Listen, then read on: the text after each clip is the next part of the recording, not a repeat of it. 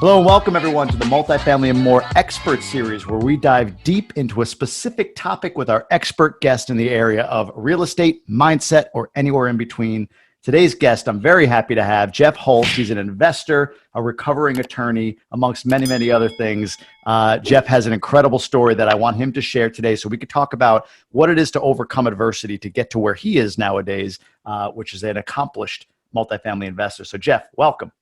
Hey, thanks for having me on. I don't know if I'm an expert or not, but I'll give it a try. You are an expert. I've at least done a few things to overcome adversity. So you're an expert. That's what we're talking about. Exactly. And in Last Life Ever, which I know you'll talk about, I want you to talk about, you are an expert in that regard as well. All right. So what's the Jeff Holst story? How did you get from, where you were to where you are as a multifamily investor? What was all of that happened in there? Yeah, sure. So I'm going to start a little bit further back. So I'm an attorney. You mentioned a recovering attorney, but I'm still an attorney. I like to call myself a recovering attorney because, it's one of those things. It's like being an alcoholic. You can't get rid of it. Once you are, you are, right? Like I'm stuck as an attorney, but that doesn't mean I want to practice law, right? I'm trying to avoid it. So, so I did bankruptcy law. I got out of law school 2005, 2006, somewhere around there. I guess it was 2006, did bankruptcy law, which was a great time to be doing bankruptcy law, frankly. 2007, 2008, we're doing really, really well.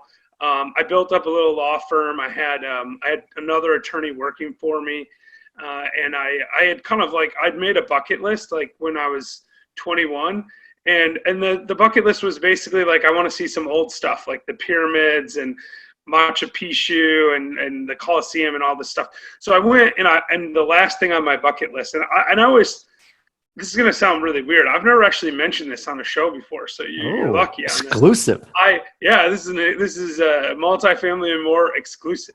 I love it. So I always had, when I was in high school, I always thought I was going to die by 30. I always thought that. It's weirdly specific. I really believed I was going to die by 30. So I always have lived my life a little bit different because I was always there's an intensity to my life. I'm I'm going to die by 30. I got to do all this stuff. So when I was coming up on 30, the only thing left on my bucket list was to go to Machu Picchu. And I was I got to go. And I couldn't make it work because we were so busy. And I was running for office for the local office, a township trustee thing, because even though I thought I was going to die by 30, I also thought, maybe I won't. So let's give it a try. Why not? Let's keep making plans. I wasn't being morbid about it. It wasn't I was planning on, just ending it or something. Yeah. No. But anyway, so I was running for office and I had all this stuff going on. So the election didn't really go as well as I thought. I was tired all the time, and I would get out of work and I didn't want to go door to door. And it was one of these deals where if I got a couple hundred votes more, I would have been elected, right? It was an August primary in a district where the primary was the election, right? It was very slanted one way. And the top four people got the 4 spots on the ballot, and I came in 5th. I missed by 150 votes. I had 2,200 votes or something, and I needed 2,300, right? I mean, it was really that close, but I literally did no door to door.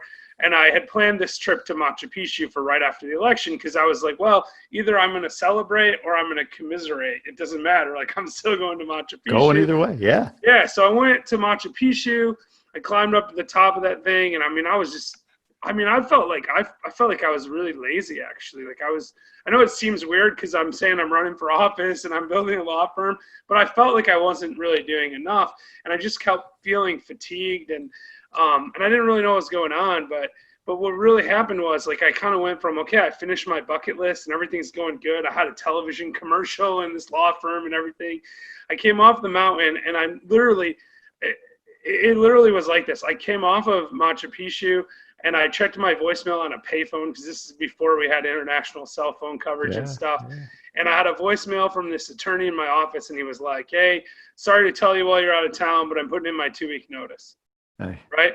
And then I got home, 5 days later, and I was sick. I had pneumonia. I was I don't know what's going on. I never got sick, never went to the doctor. I was 30. And I went into the ER. They did some blood work, gave me some antibiotics. A couple days went by. I wasn't getting any better. So I went back to the ER, and they're like, oh, let's look at your blood work that we did, or whatever, that kind of stuff. And they couldn't find it, so they did blood work again, right? And I thought I had a parasite. Maybe I picked up in the Amazon or something, because we've been out in the Amazon and all this stuff. We were gone for 3 weeks. And what ended up happening was I had leukemia. Like, they called me that night and they're like, you got to come to the hospital right now. And, I spent about a week thinking I was going to die. And of course it lined up with my mental image of, 30. Yeah. I'm going to be 30, I'm going to die. I'm 30 and I'm going to die. Right. Like, that's literally, and I kind of accepted it really well because of that. But I also realized really quickly I didn't want to die, Sure. And I don't know, like, I think stuff happens for a reason. I always have thought that. And I think part of the reason that I got sick was because I thought I was going to die at 30. But I also think part of the reason that I thought I was going to die at 30 is because I was going to get sick. Like, I know it's like a chicken and the egg thing, but like some days I'm like, like the universe, God, what have you, is telling me, you're giving me a warning. Like, you got to prepare yourself. You're going to go through some hardship. And then other part of me says, like, my mindset caused the problem, right? Like, I recognize that, like, you can't just wish away leukemia, and you can't wish leukemia into your life. And don't do it if you can, by the way. Like, it would be a bad strategy. Right. Because it wasn't a great thing. But I had this thing happen to me. And, even like that night, the first night in the hospital, my dad came in and he said to me, if you live till February, this is in September, right? He's like, if you live till February, I'm going to take you to Australia. And I just said, I'm not. I just hope I make it till Christmas. Like, that's where my mind was, And the worst part about this whole thing actually was that wasn't even the bottom. Yeah, like, it got worse from there, right? Right. Yeah. Like I, I couldn't work for a while, and the law firm was expensive to keep up, and I didn't have any money coming in, right? My other attorney quit. So I didn't have an attorney. I didn't have me. So we had no money coming in, and we still had to pay the support staff. I actually had to pay people to cover court hearings, stuff like that. Lots of attorneys, friends of mine, stepped up and helped me. One person in particular, Travis, actually, he helped me a lot. Like, he came and stayed in my house, and he did tons of free legal work for me. So we got through that, but there was still no money coming in, right? Like, and there was still money going out the door, no money coming in. And I piled up this huge pile of debt. $100,000 in advertising bills, that are contracts that we had in place, $4,000 a week to operate the office with no money coming in. And I ended up going bankrupt. Ironic. So I'm a bankruptcy attorney, and I had to go in front of my peers and say, hey, I can't do anymore. And look, they were nice to me. The bankruptcy trustee, this is a guy that I like, not to get too deep into bankruptcy world, but you go in front of a trustee and they kind of administer your case and make sure you're not, cheating or whatever, right? And when you do a Chapter 7, it's a liquidation, you get to keep a little bit of stuff, like, a little bit of, equity in a car, but there's limits to how much you can keep, and someone has to sort of verify all this stuff. That's what a trustee does. And some of them were harder to deal with than others. And luck of the draw, I got the one that I was terrified of. I'm okay with any of them except for this one guy. And I was like really afraid to go there. And but I went, and he was, I don't know if you can hear that. There's like, it suddenly started storming here. And I think you're frozen a little bit too on my screen. So hopefully we didn't lose the recording too bad. I think we're good. No, I think we're good. All right, cool. Anyway, so it's like thundering and lightning and stuff here. It's just more adversity to overcome, Jamie. That's what we're dealing with. I can't hear it, but yes, I trust you. Anyway, so anyway, I got in front of this trustee, and he was really nice to me, and he was like, hey, I'm sorry you're going through all this. But that was the bottom, right? That was the hardest day.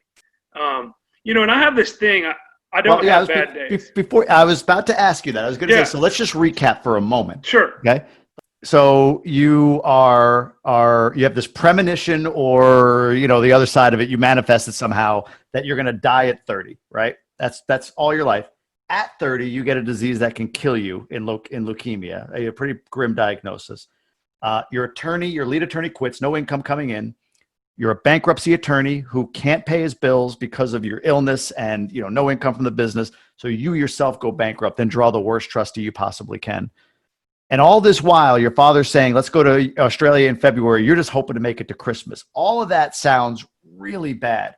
But you've got this thing where you don't have bad days. I don't. Yeah. Blows my mind. Explain that, please. All How right, in the world was that not a bad day? Well, I mean, it wasn't the best day, right? Like, I mean, like some are worse than others. No, look, when I was 17, and I wish I could say there was like some magic thing that happened to me. And in a way there kind of was. Like, I had a bad day when I was 17. I hate even saying that out loud because I don't want to let bad days back into my life. But, you know, it was teenage angst stuff, right? Problem with my girlfriend, whatever, you know, I don't even really remember it, but I remember like I was standing in the bathroom, looking in the bathroom mirror, and I was thinking to myself, this is dumb. I'm 17, I'm healthy, and I live in America. Like, none of this stuff really matters. Like, that's literally what I thought. And so I said, you know what? Today's a good day. I just said that out loud to myself, and then I promptly went outside and had a bad day anyway. It didn't fix it. You know, it turns out it's not magic, right? But what I did is, because I'm stubborn, I said, no, today's a good day. And I just kept telling that to myself all the time. And it took about a week. Every time I saw a mirror, that was like my little trigger. Every time I saw a mirror, I'm gonna get in my car, look in the rearview mirror, and I'd say, if I was by myself in the car, I'd say out loud, today's a good day. Today's a good day. I just kept saying it, like every time I saw a mirror. And there are a lot of mirrors, it turns out. And then after a while, I started thinking stuff like, I would start my car, you know, turn the ignition back before we had push button starts, right? And the car would start, and I'd be like, wow, today's a good day. My car started. But you know what? It got to the point where, like, if my car hadn't started, I'd have been like, I'm so happy mechanics exist, right? Like, somebody can fix my car. Today's a good day. And I think I did this for like a month, right? And then one day I was walking into a 7-Eleven, and the guy behind the counter says to me, hey, how's it going today? And I said, I never have bad days. I just said it. I didn't even think it. I just said it. It came out from within inside of me. And I was like, shit, I really do never have bad days. Excuse my language. That's right. The guy look at you crooked like, okay, dude. Yeah, no, I mean, and then after that, yeah, no, you know, and I say this all the time to people now, right? Like, people, how's it going today? I don't have bad days. And they're like, I get like 3 responses to that. The first one is, oh, it must be nice, right? Like they're just kind of jealous. The second one would be like, I don't believe you, you're lying, right? And then the third one is, I wish that could happen to me. And that's the response I really want to hear when I tell people that. Well, then you've got a captive audience at that moment. Yeah, because then I can tell them. Yeah. You know, I've told hundreds of people over the years. I mean, I'm 42 now, so 25 years, no bad days. I've told hundreds of people, probably thousands. And, you know, a couple of them have listened. Some of them have, I know, because they call me up later and they're like, this is amazing. And, you know, even if it was one person, it was totally worth it. Well, right? so all those conversations. Sorry, I just dropped my pen. Real quick on this, because this is getting me excited. There's 2 things I think I want to touch on with this. As far as the expert series and overcoming adversity, I think you've touched on the 2 key components within that story. But on this point about bad days or not having a bad day, I love this story. You get your diagnosis, you're in the hospital. I think you watched Lost and like finished the show and then went to the hospital. Yeah, it was actually right? Heroes. Yeah. But your brother, tell about your brother with his smug grin. Yeah. I love this story. I know, I feel bad because it makes my brother sound like a bad guy. My brother's actually an amazing person. Like, actually, you should have him on to talk about mindset because his mindset's an entirely different level. But so my brother came in that night and it was a Saturday night, all right? And I started calling. This is something you should not do if you ever get a diagnosis on a Saturday night of leukemia. But I started calling everyone I know. Hey, I don't know what's going on. I'm on the way to the hospital. I have leukemia, and then hanging up. And I got my brother's voicemail because he was at a wedding, and I left him that message. Right. Oh, so boy. He gets the message after the wedding. You know, maybe he's drank a few drinks. I don't know. He comes in with his wife, and he says to me, almost excited, right? Like, I bet today's not a good day. Like, he's like, finally, like, after 15 years, this guy's having a bad day, you know? Like, and I was like, not really, you know? I really didn't feel like, I felt like my instinct was, I got diagnosed at 10 o'clock at night. Like, the rest of the day was good. Like, yes, this is a bad news. Yes. But like, I have to recognize that, one, I spent my life thinking about I might die at 30. And so I had done all kinds of great stuff. So I was kind of like, I've done more than most people do in their lifetime already. So if I do die, it's okay. Right. And then like the stuff I was worried about was like, how's my wife, what's going to happen to my wife? Right. Not you, but it wasn't me I was worried about. Sure. And then the other part of it was like, I enjoyed the day. And like, even if I didn't enjoy that hour, that 2 hours, like 22 hours was okay. Right. Big number. And like, that's the thing about it. Most of the time, I mean, everyone has good and bad stuff happen to them. Everyone does. And it's about minimizing the bad stuff and maximizing the good stuff. Your attention, wherever you focus it, that's what you're going to see. And listen, a lot of people would get a diagnosis of leukemia and be like, man, this is a really terrible day, right? Lots of people would do that. That would even be normal. There's probably something wrong with me that I didn't let that be a bad day. With you. There's something right with you. And on the point of your brother, look, it sounds to me like here's a guy, like a heavy moment. He brought a little levity to it, which was great. A little bit, right? Which is great. And it helped me actually, because if he didn't do that, I wouldn't be able to tell you about how crazy he is.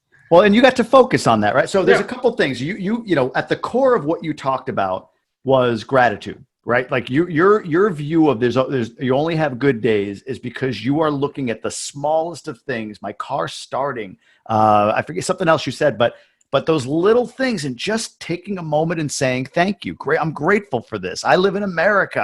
How blessed am I? I won the birth lottery or whatever the case may be.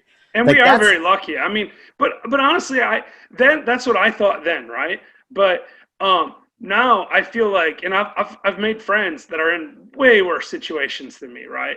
Like, and that makes it easy to be grateful. But I've met people, like there's one guy I met this year in Ethiopia, who, these guys live on like the equivalent. I mean, it's like 100 birr a month, which is the equivalent of like $7 or $8 a month, right? I mean, this is extreme poverty. Ethiopia has a tremendous poverty problem, and this guy runs a school for disabled people, because in Ethiopia, if you're born with autism or if you're born Down syndrome, the society will say there's something wrong with the parents. So most parents will hide their children. They won't even let them go to school or anything, right? Wow. I mean, it's so, and so they're in this terribly screwed up situation, right?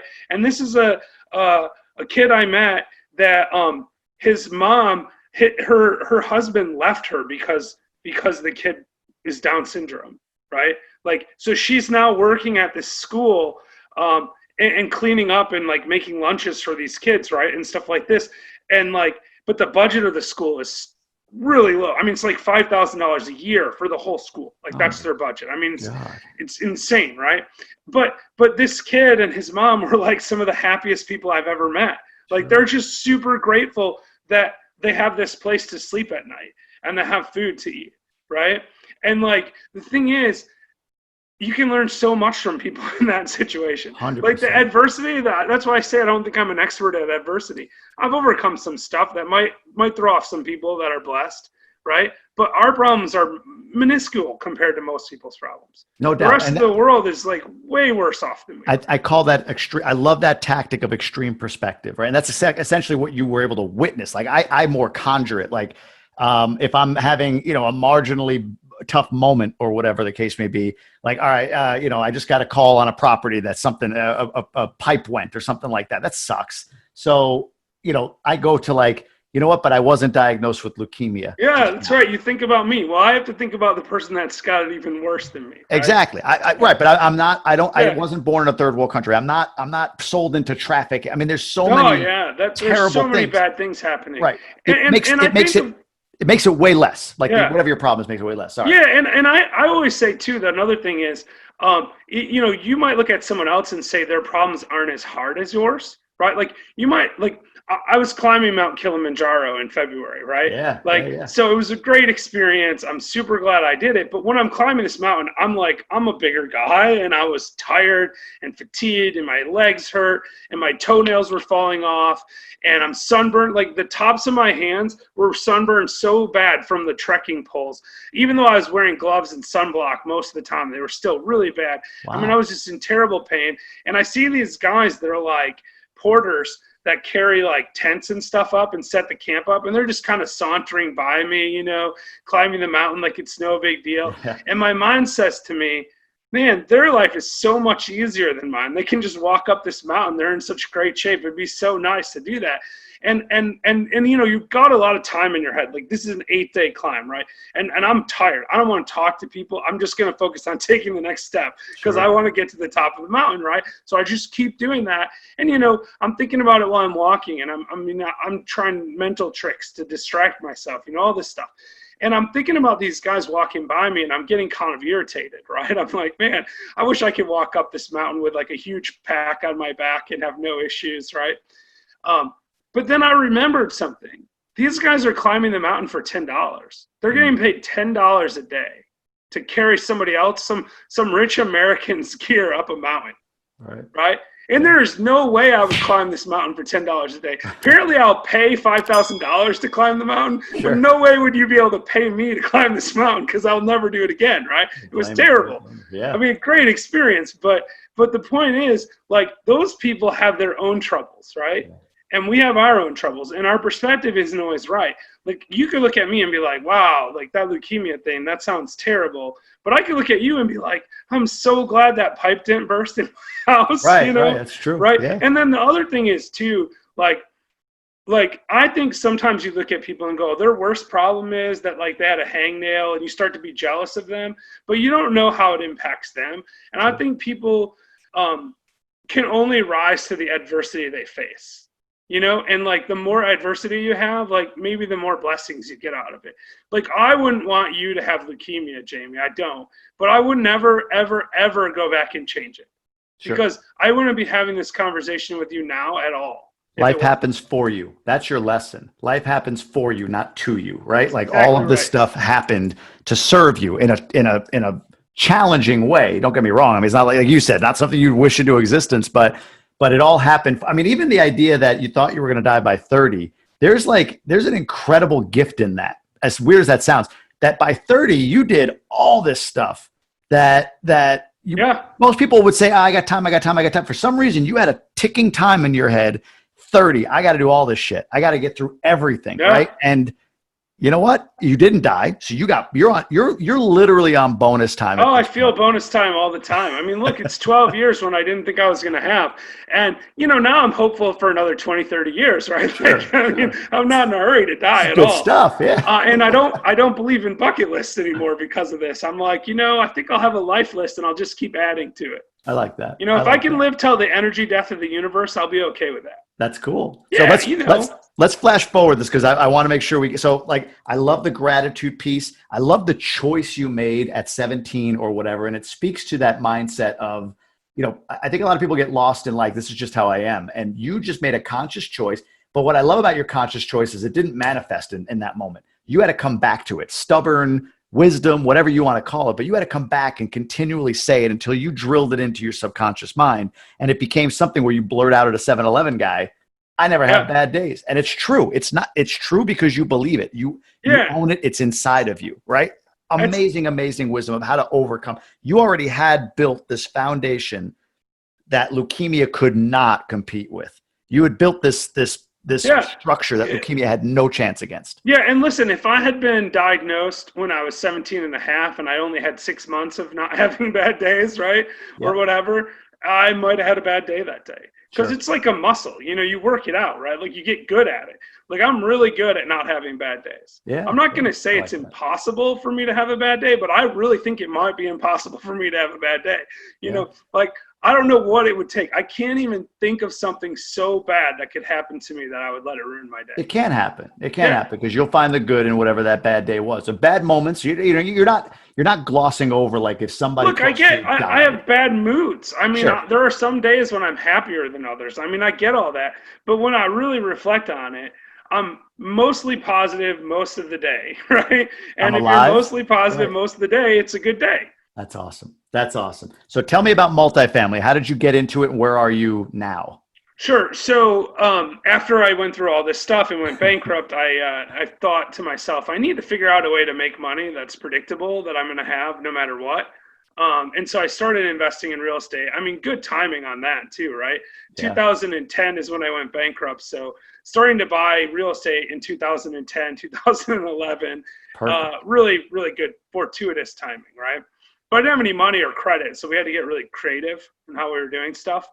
I took a job. I moved to Chattanooga. I was up in Michigan, Grand Rapids area. Yeah. And I started making decent money, so I saved a little bit up and used it to buy a property for cash with Travis, actually. And then I didn't have any money left or any credit, so we started, doing some hard money kind of stuff and a little bit of flipping to generate some extra cash, and kept throwing whatever money we could back in. And we just bought a bunch of single families. And then we bought a couple of duplexes, and, we did that for 7 years, 6.5, 7 years. 2017, the company that I was working for sold out to a bigger company, and I got 6 months severance. And I realized then I didn't really want to go back to work. So I didn't go back to work then. Right. I had this real estate, and it was after that I got into multifamily though. So I did, this huge period of time where we just bought what we knew, and we had some cash flow going. And then I was reading about, value add multifamily, and I thought, this seems like a great deal, but when do I have time to do it? I have a full-time job. And I just kind of went, okay, now I don't have a job. I have no excuse. Yeah. Like, I need to figure out a way to make more money, because I didn't have quite enough money coming in to where I thought I could never work again. I knew I was fine for a while, but for sure the 6 months, because I had the severance, but longer than that, right? Mm-hmm. But I wanted to not go back to work. I thought I was going to die at 30. And then I thought after I didn't die at 30, I should be able to retire by 40. So when I had this opportunity at 38 not to go back to work, I was like, I'm not going back to work. So I love that. And now look it's afforded you, right? How many doors do you have at this point? I wish I could give you an answer. Is that terrible?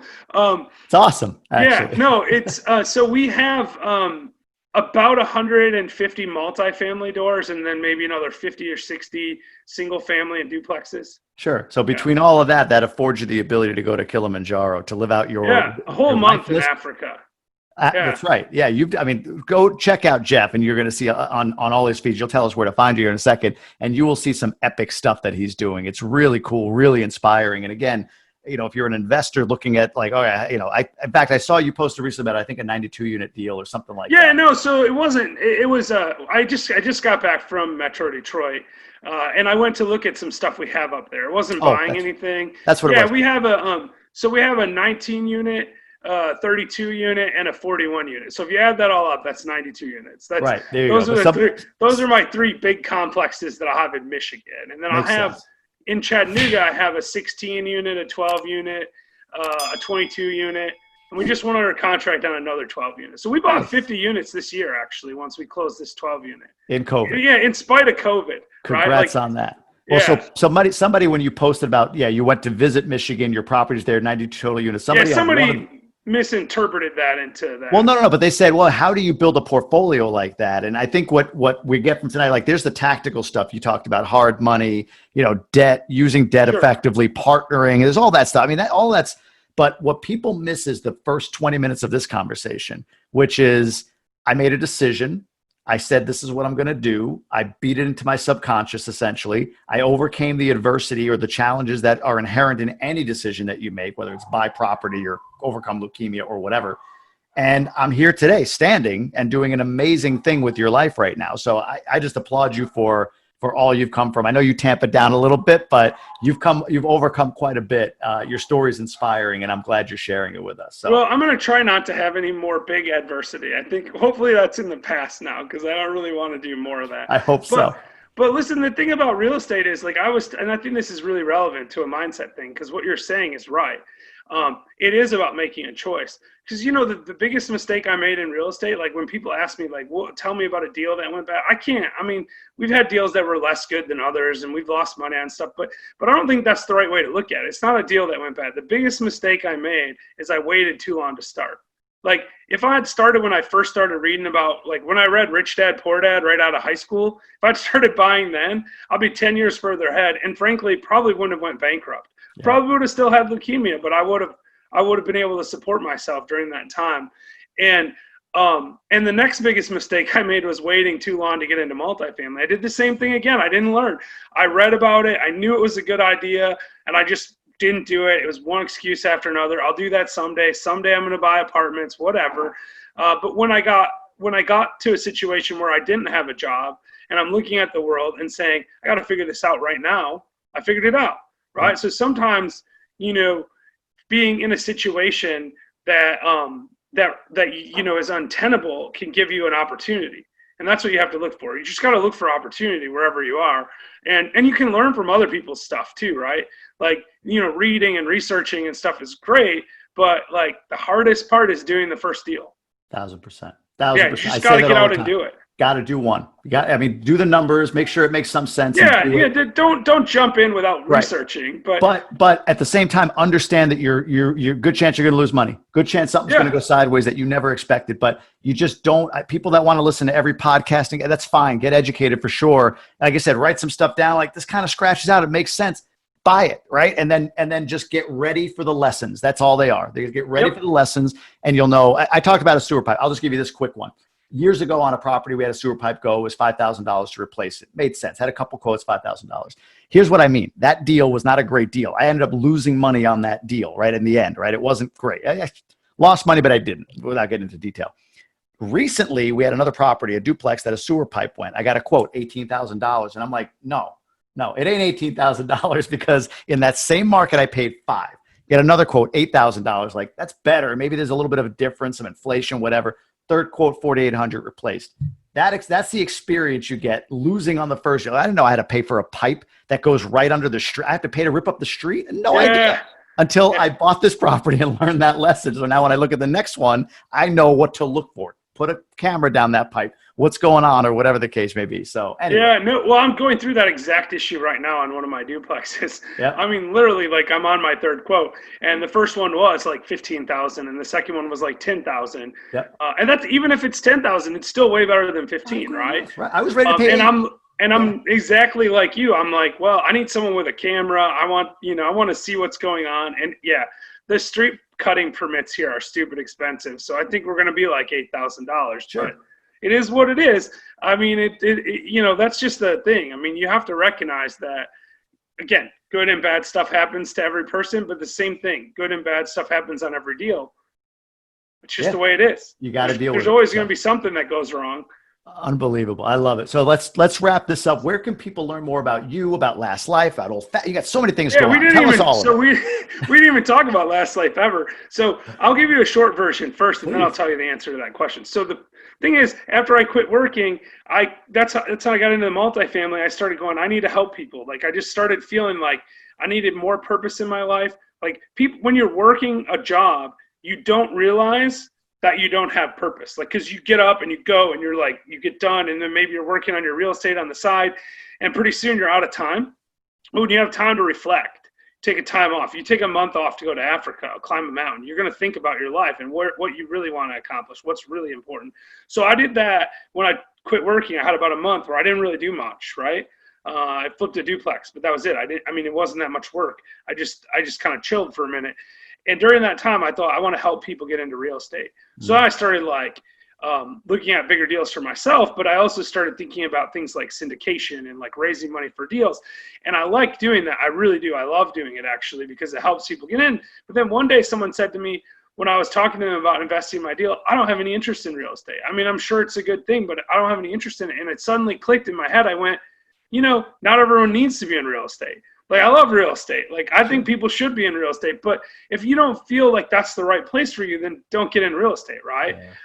And I started thinking, well, how can I help someone who's not in real estate? Because what I hate more than anything, and what I love about real estate, is the freedom, right?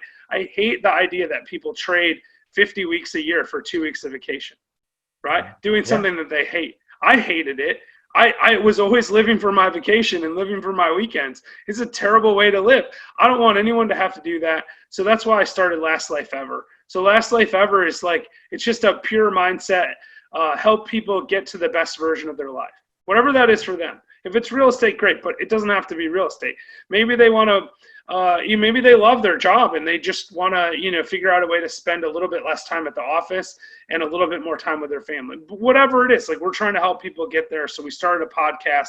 So the answer to your question is, the best way to find me, Last Life Ever Facebook group, right? So just type Last Life Ever into Facebook and you'll find the group. It's a private group. We'll let you in, I promise. And we just post in there. Like, that's the best way to find me. But you can also go to my website, jeffreyholst.com. You can find out some stuff about coaching and things like that there if you want. And then, of course, the Old Fashioned Real Estate Show.